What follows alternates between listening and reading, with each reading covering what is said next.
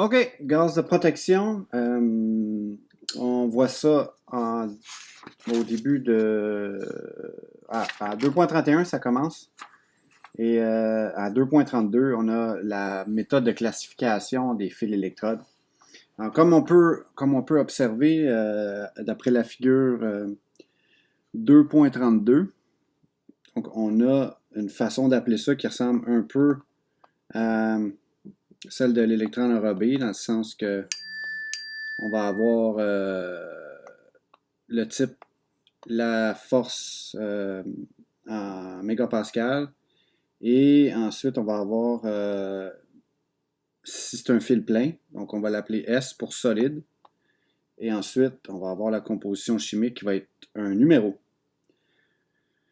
Donc, 1, 2, 3, 4, 5, 6,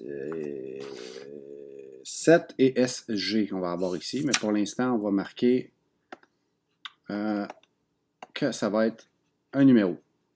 Donc, en premier lieu, donc on a 49 qui est la résistance 490 mégapascal. S pour fil solide. OK. La différence avec le S versus le FCAW, quand on va parler de type de fil ici, c'est qu'en FCA, on va parler de T pour tubulaire. OK? C'est la principale différence. Donc, solide pour l'instant. Qu'est-ce qu'on a comme caractéristiques de fil? Si je regarde dans la figure 2.33, vous les avez tous. Ils sont classés S2 jusqu'à SG. Je veux regarder à la page 2.33 avec vous, puis si vous êtes en mesure de pouvoir surligner ce que je vais vous lire, ben ça sera déjà ça. Donc ça pourrait nous aider. On va commencer avec le S2, le fil S2. Le fil S2, lui, ce que j'ai surligné dans le passage qui est intéressant ici, c'est... je vais juste enlever ça, parce qu'on ne voit pas la face. C'est généralement un fil de cette classe qui est recommandé pour réaliser la passe de fond sur le soudage des tuyaux, par exemple. Fait que je vais marquer ici passe de fond sur des tuyaux. Les tuyaux. OK, S2, passe de fond sur les tuyaux. Je regarde à S3, qu'est-ce que j'ai? Donc, S3, ce qu'on dit, c'est qu'ils sont, en gros, moins chers. Puis c'est pas un fil qui est beaucoup utilisé. Donc, S3, j'essaie d'être certain, on l'utilise pour le soudage relativement propre lorsqu'on emploie du CO2 comme gaz de protection. Il faut faire attention de ne pas utiliser un arc trop long ou énergie linéaire trop grande combinée avec des gaz de protection très oxydants. Donc, en gros, on va dire moins cher. Moins cher. Par la suite, on a la classe S4. Donc, la classe S4, là, ce qu'il faut retenir là-dedans, là, je ne verrai pas pourquoi on vous poserait des questions là-dessus. Ce serait simplement pour vous mélanger. Là. Mais il y en a juste un de certifié au Canada. Je ne sais même pas c'est quel. Certifié. Donc, lui, on peut le retenir de cette façon-là. Si je regarde la classe S5, ben lui, il n'y en a aucun de certifié. Fait que ça nous laisse plus grand choix. Là.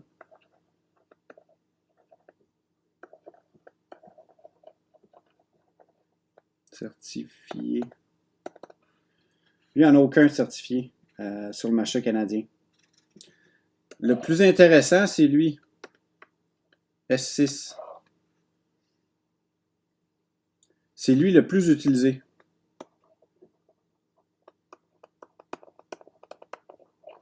C'est lui qu'on utilise en soudage à tous les jours à l'école. C'est lui qu'on va utiliser dans 90% des cas ou on va souder de l'acier doux. C'est lui le plus courant. OK, on va y aller comme ça. Le S7, c'est qui autorise une très grande vitesse d'avance. Donc, si je voulais, par exemple, faire un setup d'un robot, puis je voulais avoir un fil qui me permet de pouvoir avoir une vitesse de soudage plus accélérée, ça serait quelque chose comme le S7 que je prendrais. Et ensuite, SG, c'est d'usage général qui est non certifié. OK? Donc, qui ne satisfait pas toutes les exigences. Fait que ça nous laisse pas tant de choix. Si je regarde ça, là, on a lui qu'on va utiliser, on a lui qu'on va utiliser, puis on a celui-là. SG, là, c'est pour souder, c'est d'usage général, là, que je pourrais vous probablement dire qu'il est moins cher, ce fil-là aussi, là. Mais en gros, c'est ça. S6, c'est le plus courant. C'est lui qu'on va l'utiliser le plus souvent. S7, si je veux un soudage un petit peu plus rapide. De ça, j'ai S2 pour les passes de fond des tuyaux. Puis SG qui est non certifié. S4, S5 puis S3, c'est rare qu'on s'en sert. Donc ça, c'est pour les fils d'acier. Mêlé à ça, on avait aussi les aciers alliés. Là, je ne vais pas faire, je vais pas donner un 2 heures de cours là-dessus. Là. Ce qui est important de comprendre avec les aciers alliés, c'est quand on va les appeler, par exemple, par leur nom. Si je regarde à la figure 2.37 dans le livre, il va toujours avoir un élément d'alliage. Bon, si je prends ER 80 S NI, OK, 1. Bon, ER 80, voyons, 80 résistance en traction, S pour solide, NI pour l'élément d'alliage. Fait que si, mettons, je te demande ER, ER49S6,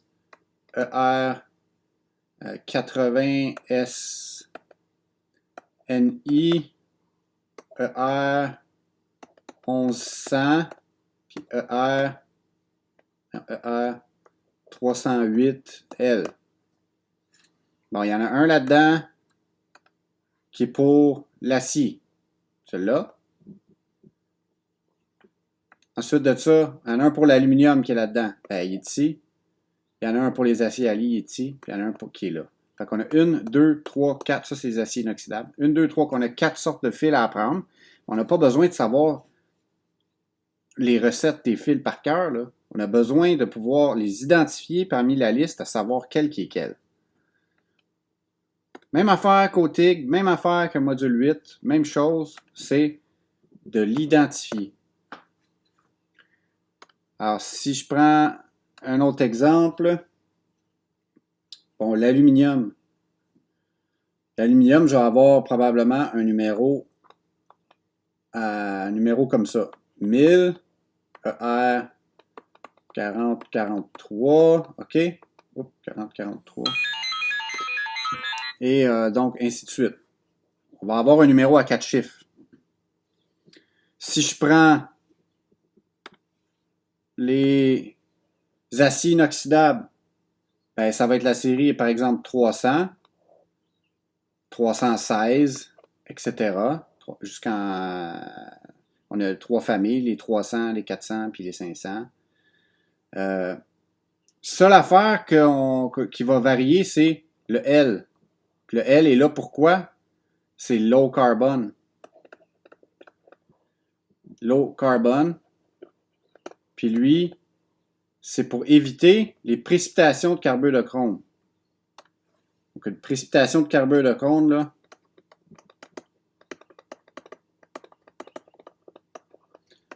de carbure de chrome. Précipitation de carbure de chrome, c'est C'est une réaction qui est produite lorsqu'on soude si notre électrode dépasse le taux de carbone qui est acceptable pour la sorte d'acier inoxydable qu'on a.